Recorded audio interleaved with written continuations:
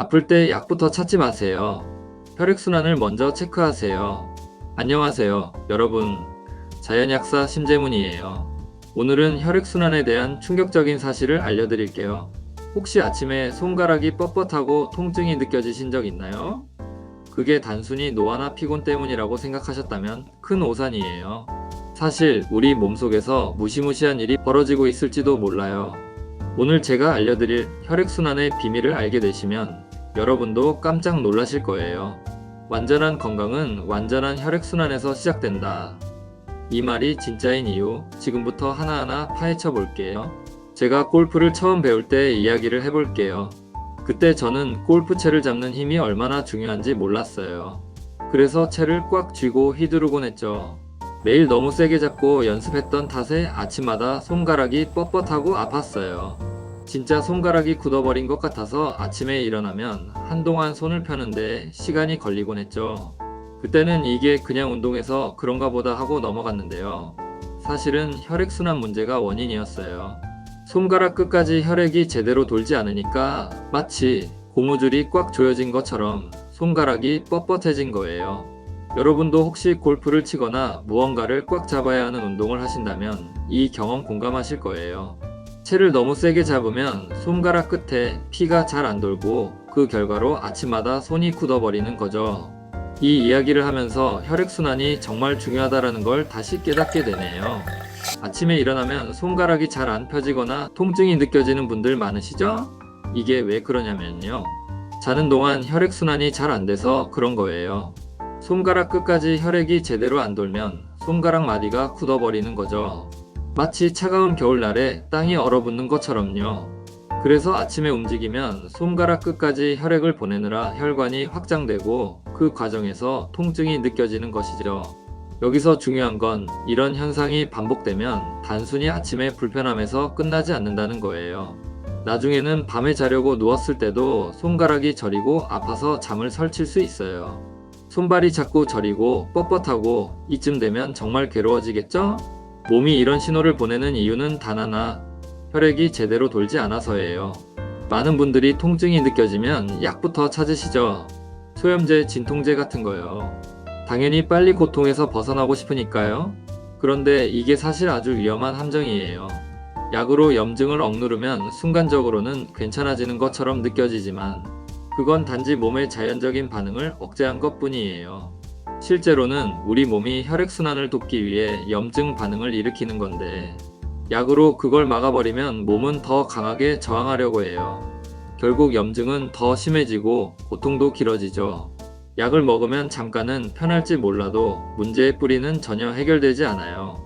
우리 몸은 살기 위해 계속해서 손끝, 발끝까지 혈액을 보내려고 하는데 약을 먹어서 그 노력을 방해하면 몸은 점점 더 힘들어져요.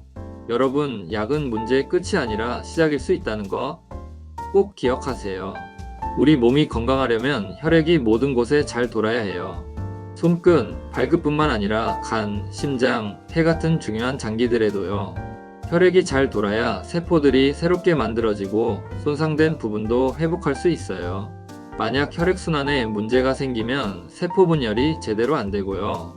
결국 몸 곳곳에서 문제가 생기게 돼요. 그 결과 암과 같은 무서운 질병으로 이어질 수도 있는 거예요.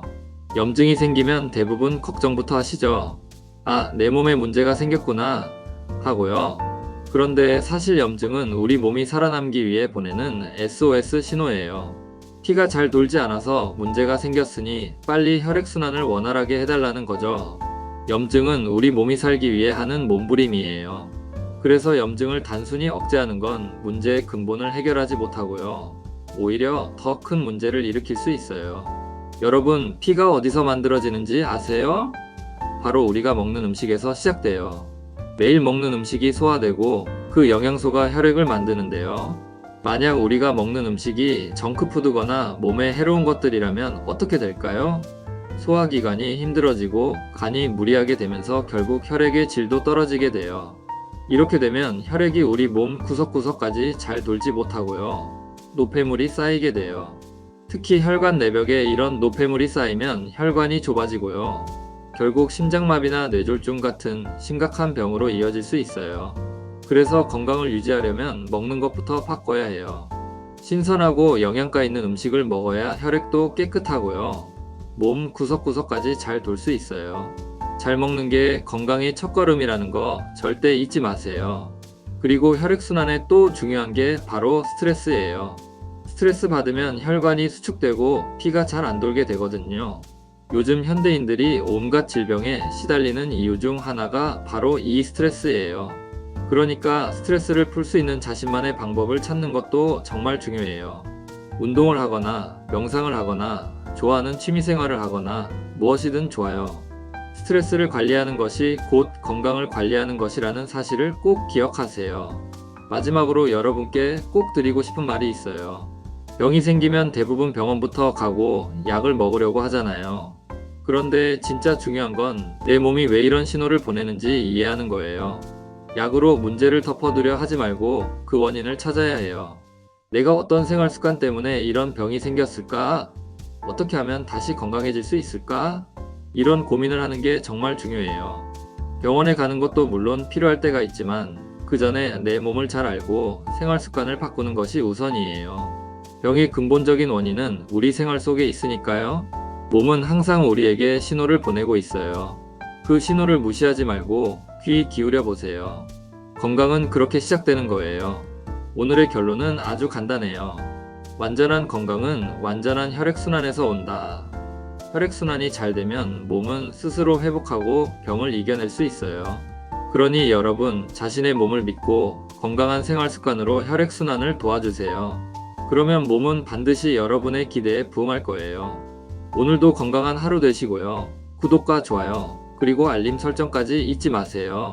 다음 영상에서 또 만나요.